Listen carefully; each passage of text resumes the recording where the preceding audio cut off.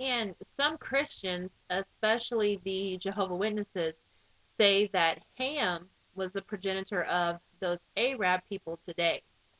And in their insight on the scriptures, under Ham, it actually proves that. It says Ham was the father of four sons: Cush, Mizraim, Put, and Canaan. The Ethiopians, Egyptians, and some Arabian and African tribes. And that's actually why they had to remove the original people from that land and from Egypt and replace them with these people that have tans. Because, like I've touched on before, Christ had to go hide in Egypt. And the ancient Egyptians portrayed themselves as black. So, as you can see, if you took that picture of that so called African American child and placed him among those Egyptians, he would have been hard to find. Now, if Christ had a tan, then he would have stuck out among the black Egyptians. And actually, an example of that is that I went to a wedding a couple years ago where I was the only white person there. And even though I'd been tanning, I was still easy to spot. And actually, those Arab people over there today are from Ishmael. And here in the Bible dictionary, under Ishmaelite, it says, the word is apparently used in the Old Testament in a wider sense, referring to the nomadic tribes of northern Arabia.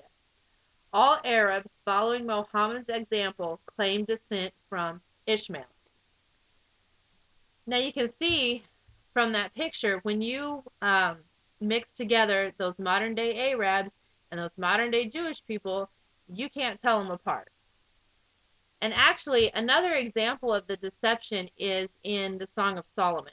Now, I'm going to read from two versions. I'm going to read from the King James Version.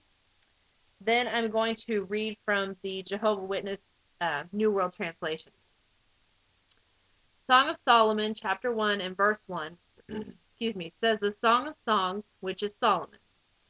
Drop down to verse 5, says, I am black, but comely, O ye daughters of Jerusalem, as the tents of Kedar, as the curtains of Solomon. Look not upon me, because I am black. Now, when we go into the New World Translation, verse 1 says, the superlative song which is Solomon's. Verse 5 says, a black girl I am, but comely, O you daughters of Jerusalem, like the tents of Kedar, yet like the tent cloths of Solomon. Do not you look at me, because I am swarthy.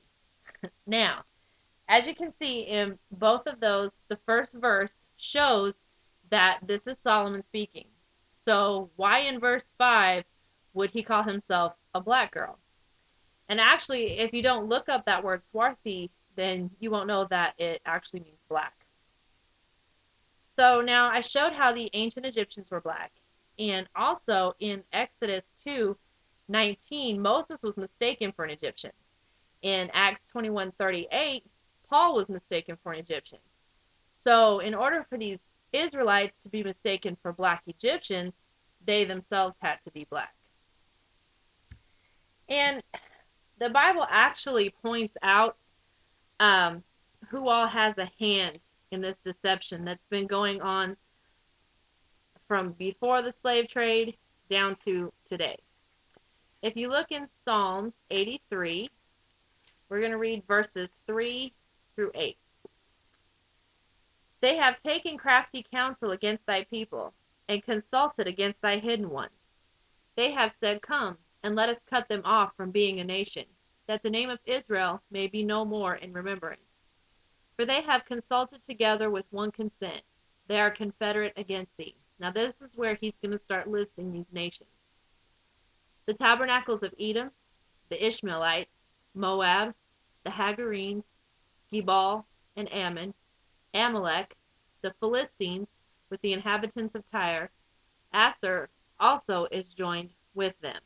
Now, if you notice, the very first one listed was Edom, Esau, or the so-called white man, the Ishmaelites, which are the Arabs, Moab and Ammon, which are the Chinese and Japanese, and then some of those other ones are African tribes. So All these nations have taken crafty counsel to hide who the true Israelites are. And that's why the so-called white race here in America, they have no problem sending aid to Africa. They send billions of dollars to those Jewish people in Israel. They send billions to the Egyptians, the Libyans, all these nations because they've all had a hand in this. They're all in it together. And I just wanted to get this out here because I cannot stress the importance of waking up to this truth. If you look around at all the things that are going on, all the flooding, the storms, all this stuff, these are all signs of the times that we live in. And like I said, I cannot stress the importance of waking up to this because um, the end is almost near. So I appreciate everybody for watching. Thank you.